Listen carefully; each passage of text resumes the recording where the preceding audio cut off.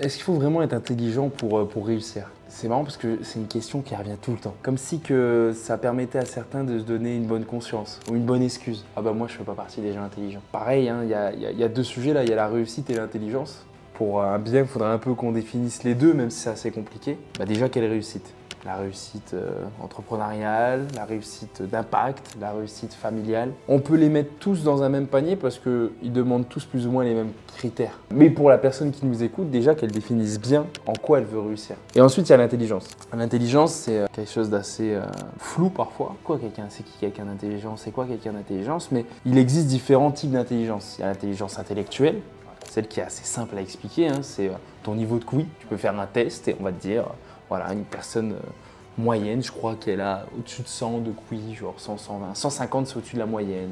Je ne sais plus exactement les bonnes statistiques, mais je sais que 150, c'est au-dessus de la moyenne. Après, il y a trois autres types d'intelligence. Il y a l'intelligence sociale, il y a l'intelligence émotionnelle, puis il y a l'intelligence pratique. L'intelligence émotionnelle, c'est ta capacité à gérer tes émotions. C'est quoi ton niveau d'intelligence là-dessus? Ensuite, il y a la capacité, l'intelligence sociale, c'est ta capacité à connecter avec les autres. Et puis l'intelligence pratique, c'est ta capacité concrète à résoudre un problème. Maintenant qu'on a un peu défini ces degrés d'intelligence, moi j'ai une conviction profonde, c'est qu'on est tous au moins intelligents dans l'une de ces intelligences. Il y a des gens, ils vont pas avoir un QI très élevé, mais ils vont savoir connecter facilement avec d'autres. D'autres qui vont pas trop savoir connecter, pas trop avoir un QI élevé, mais ils vont avoir une intelligence pratique. Ils vont savoir, depuis toujours, c'est la personne qu'on appelle pour résoudre un petit problème, tu vois. Donc déjà, moi je crois qu'il n'y a pas de gens intelligents ou de gens moins intelligents, on a tous notre style d'intelligence. Et l'intelligence dans tout ça, c'est de comprendre dans quoi on est bon. Pour pas s'acharner et être bon dans quelque chose, là où on n'est pas bon. Il y a plein d'exemples de personnes avec des intelligences complètement différentes qui ont réussi. Parlons de Zuckerberg. À la base, c'est pas quelqu'un d'intelligent ni émotionnellement, ni socialement. Il est certainement très intelligent en quotient intellectuel, donc intellectuellement, et peut-être en intelligence pratique. J'en sais rien, j'ai pas été lui faire des tests.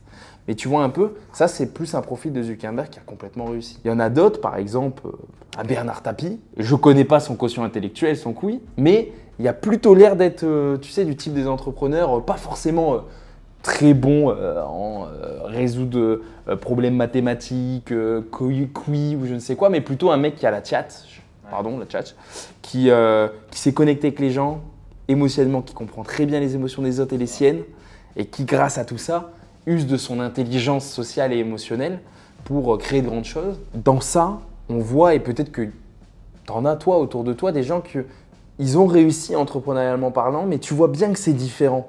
Tu vois, par exemple, il y en a, ils disent « Ouais, mais pour réussir dans l'entrepreneuriat, il faut du bagou, il faut savoir parler. » Tu as déjà vu la tête de celui qui a créé l'Ethereum? Pour ceux qui ne savent pas, donc l'Ethereum, c'est une crypto-monnaie. Et le mec qui a créé, j'ai un trou de mémoire son prénom, il est trop bizarre. C'est juste un mec qui a un QI, un quotient intellectuel, à mon avis, qui explose les records. Mais sinon, sur le reste, il marche tout bizarre, il n'ose pas regarder les gens, il n'ose pas dire bonjour. Donc dis-moi pas quand tu vois ça qu'il faut du bagou pour réussir entrepreneurialement parlant. Alors que lui a réussi entrepreneurialement parlant. À l'inverse, moi, par exemple, personnellement, je ne me considère pas comme quelqu'un de très, très intelligent. Conscient intelligent. C'est-à-dire que je n'ai pas été le meilleur à l'école, je ne suis pas le meilleur en maths, j'ai même eu des difficultés en mathématiques. Par contre, je comprends bien les gens. J'ai une bonne connaissance, conscience de mes émotions, des émotions des autres. Je connecte bien avec les autres.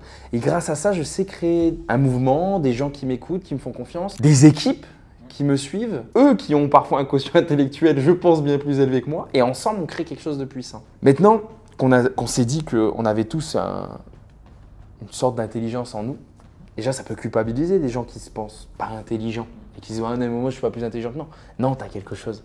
Toi, tu as une intelligence, l'autre, il y en aura une autre. Je suis persuadé, ça c'est une conviction intime, personnelle, qu'on a tous une sorte d'intelligence. Maintenant, je vais aller plus loin que l'intelligence. Et je vais dire quelque chose qui est parfois dur, surtout pour les intelligents.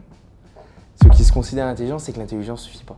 Il y a l'intelligence et après, il y a les traits de caractère. Dans les traits de caractère, à la réussite, qui est indépendant, je pense, de l'intelligence, pardon. On a le courage. Pour réussir, il faut du courage. Dans l'entrepreneuriat, mais pas que. Dans le sport, dans les réussites familiales, dans son couple. L'abnégation. On fait quelque chose et on avance, on continue, même quand on échoue.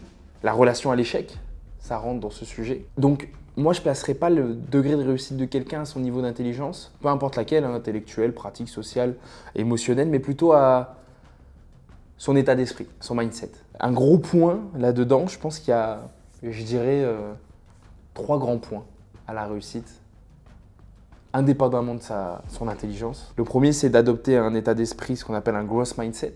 Au contraire d'un mindset fixe, c'est quelqu'un qui se dit, dans un mindset fixe, la personne se dit, bah, c'est comme ça et je suis pas capable, parce que je suis né pas capable, je suis figé dans le temps. Je suis né pas intelligent. Je suis né pas riche, je peux pas devenir riche. Je suis né pas en connexion avec les autres, je peux pas devenir en connexion avec les autres.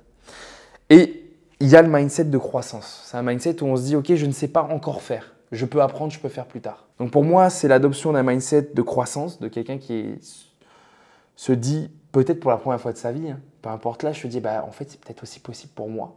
Rien n'est figé dans le temps. L'apprentissage en continu. Intelligent ou pas intelligent, ça je m'en fous. Mais apprendre. L'apprentissage en continu. Se dire, ok, la plupart des gens, ils ont arrêté d'apprendre après l'école. Mais si tu ne réussis pas aujourd'hui, ne mets pas sur le dos de ton intelligence, mais sur le dos de ton état d'esprit. Donc te dire, tu es quelqu'un qui crée des choses et tu es quelqu'un qui a compris que rien n'était figé, qui pouvait aller chercher ce qu'il veut et ce qu'elle veut dans la vie. 2, de l'apprentissage, apprends. Tu ne peux pas réussir quelque chose auquel tu n'apprends pas. Il y a des gens, ils me disent, ouais, je veux réussir en sport. Tu n'as jamais fait de sport. Et ça, c'est pas très grave. Hein. Mais apprends, renseigne-toi. Comment on crée un bon programme sportif, comment on crée un programme nutritionnel, forme-toi, il y a un coach de sport. Tu peux pas le sortir de ton chapeau. Il y a des gens qui me disent, ouais, je veux créer une activité, je veux devenir entrepreneur. Tu as déjà fait? Non. Ok, tu apprends où à faire ça? C'est qui t'aide? Bah personne, mais je... Non. Bah non. Bah non. Pas possible. Donc c'est l'apprentissage continu. Et le troisième grand pilier de la réussite indépendamment de son intelligence, c'est l'entourage. Savoir s'entourer de gens qui ont la même vision que toi, de gens qui ont un peu plus avancé que toi, un mentor, et de gens, si ils n'ont pas la même vision que toi, si ils n'ont pas plus avancé que toi, au moins des gens qui te laissent rêver. Parce que dans la vie, on ne peut pas non plus faire… Tu sais, des fois, je vois des coachs mindset avoir ce discours un peu de… Fais le tri dans ton truc, limite, ne parle plus à ta mère parce qu'elle n'a pas un growth mindset. Non. Tu peux avoir des amis d'enfance, tu peux avoir de la famille, tes frères, tes sœurs. Ça reste ton entourage. Par contre, toi, tu dois avancer quand même. Alors là où tu as le contrôle, les amis, l'entourage social, ça, tu peux faire du tri. Sur les gens que tu aimes, veille au moins qu'ils respectent tes ambitions et tes rêves. Et si ce n'est pas le cas, parle-leur-en pas. Mais en tout cas, voilà, dans ce troisième grand pilier à la réussite, indépendamment de l'intelligence, c'est l'entourage. Bats-toi pour t'entourer de gens qui t'animent. Ça fait toute la différence que tu sois intelligent ou non. Et les gens qui sont là et que tu ne peux pas retirer de ta vie parce qu'ils t'aiment, soit tu arrives à leur faire comprendre, soit tu n'en parles plus. Ça ne veut pas dire qu'ils sont moins bien que toi, c'est tout. Ils ne sont pas en phase. Avance quand même et accepte-le profondément. Pour finir, sur ce sujet-là de est-ce qu'il faut être intelligent pour réussir, ma réponse à moi, c'est un grand non. Attention, on dit pas intelligent et c'est pas péjoratif, hein, comme on l'a expliqué. C'est, bien sûr. Et je pense que tu vois, quand tu énonces ça, c'est également, je pense, et il faudrait comparer, j'aimerais bien avoir ton avis là-dessus. Est-ce que avoir ce recul de dire je n'ai pas, dans les 4 types d'intelligence, certes émotionnelle ou ce que tu veux, est-ce que c'est une forme d'intelligence ou c'est plutôt une preuve de maturité? Ou est-ce que les deux viennent bien se compléter, tu vois? Les deux se complètent bien. De la maturité, c'est de l'intelligence. Tu vois? En fait, on a un grand problème. C'est que socialement, on a défini le degré d'intelligence des élèves à l'école. T'es intelligent, t'as eu 18 sur 20. T'es pas intelligent, t'as eu 8. Parce qu'on compare tout le monde à la même chose. J'ai adoré une métaphore un peu imagée de ça, où c'est… je l'avais vu, je crois, sur les réseaux, où j'avais vu une image de ça, où c'était un éléphant, un singe et un poisson. Et on les comparait tous à leur niveau de monter dans l'arbre. Le poisson, il meurt sur place. L'éléphant, c'est impossible. Et le singe, d'accord, il monte. Tant le singe est bien plus bête qu'un éléphant, c'est prouvé, hein, les éléphants, ils ont un cerveau énorme. Et le poisson a un autre niveau de capacité. Et si ils avaient jugé l'intelligence de ces 3 animaux à nager dans l'eau, c'est le poisson qui aurait gagné. Et en fait, l'école, c'est ça leur erreur. C'est qu'ils ont des spécimens, des êtres humains différents en face d'eux et ils les comparent avec la même chose. Donc, pour répondre à ta question, tout à l'heure, quand je disais si tu n'es pas intelligent, c'est plutôt si tu ne te considères pas intelligent. Et d'ailleurs, se considérer pas intelligent, je crois que c'est déjà une forme d'intelligence. De se dire, ah, je ne suis pas intelligent dans ça. Tu peux quand même avancer. Tu peux quand même réussir. Et je le vois dans plein de domaines de vie, dans plein d'entrepreneurs que je côtoie au quotidien. Franchement, j'ai des gens que je côtoie, des entrepreneurs, où je ne les considère pas intelligents intellectuellement plus que ça. Et je le vois même, c'est difficile, ça monte doucement dans leur cerveau, tu dois leur répéter 2-3 fois. mais ils ont une intelligence sociale, ils ont une intelligence émotionnelle. Donc le vrai secret, c'est de trouver son intelligence, trouver son super pouvoir. Ok, moi je suis bon pour connecter les gens. Moi je suis bon pour résoudre concrètement des problèmes. Le trouver et faire en sorte de ne pas vouloir être bon sur les autres, parce que c'est une perte de temps, mais d'être encore meilleur sur son point fort. Tu vois, il y a plein de gens qui, dans l'entrepreneuriat, souvent des débutants qui disent bah moi je suis trop bon dans le management, par contre je suis pas bon dans la finance et je suis pas bon dans le marketing. Du coup, pour équilibrer, je vais, durant ces prochaines années d'entrepreneuriat, m'entraîner à être bon manager, m'entraîner à être bon marketeur, m'entraîner à être bon financier, alors que c'est une erreur énorme. L'intelligence, c'est de comprendre c'est quoi ton intelligence et de devenir le meilleur là-dessus. Tu pourras t'entourer des gens meilleurs que toi sur les autres sujets. Donc voilà, c'est super important à comprendre. Je voudrais finir sur ça. Tu n'as pas besoin d'être plus intelligent qu'un autre pour réussir. On a tous une intelligence très personnelle. Le tout, c'est de savoir l'identifier. C'est assez simple pour l'identifier parce que peut-être tu peux dire bah, comment on fait. Demande aux gens autour de toi. En général, les gens, quand ils viennent te voir, c'est pourquoi. Tu sais, j'ai des copines ou des copains, ils savent qu'on vient les voir quand ils ont un problème en entrepreneuriat ou un problème. Dès que j'ai une amie, par exemple, toutes ses copines, ils vont le voir quand ils ont des problèmes de couple. C'est la référente problème de couple du groupe, tu vois. Mais parce qu'elle a cette intelligence émotionnelle. Elle comprend, elle guide bien. C'est peut-être ça son super pouvoir à elle.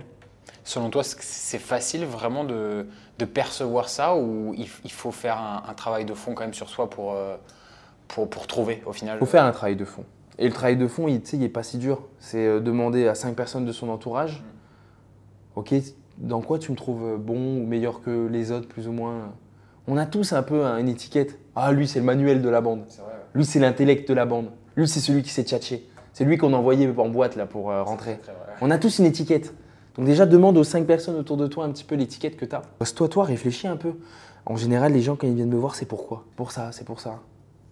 Et ensuite, une fois que tu as posé ça, se dire, ok, bah, accepter de ne pas être bon dans les autres trucs, comprendre d'être bon dans ça et y aller à fond. C'est ça ton super pouvoir, c'est ça ton intelligence.